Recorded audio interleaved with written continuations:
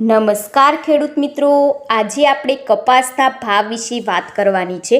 તો મિત્રો વિડીયો અંત સુધી જુઓ અને જેમને પણ આપણી ચેનલને સબસ્ક્રાઈબ ના કરી હોય તેમને સબસ્ક્રાઈબ કરી લેવી. તો શરૂઆત કરીએ મિત્રો.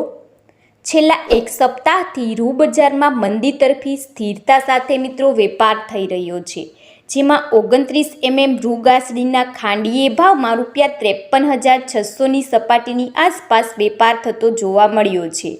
તો છેલ્લા લાંબા સમયથી મિત્રો રૂ ગાસડીના ભાવમાં નીચેના સ્તરે ₹53,000 અને ઉપરના સ્તરે ₹54,000 બંને સપાટીની વચ્ચે જ વેપાર થઈ રહ્યો છે. તો દેશભરમાં કપાસની આવકો નોંધપાત્ર રીતે ઘટી છે અને મિત્રો કપાસના ભાવમાં લાંબા સમયથી ₹1,250થી લઈને ₹1,500ની સપાટીની વચ્ચે વેપાર થઈ રહ્યો છે અને આ સિઝનમાં ભારતમાં કપાસનું ઉત્પાદન ઘટે તેવી સંભાવના રજૂ થઈ છે.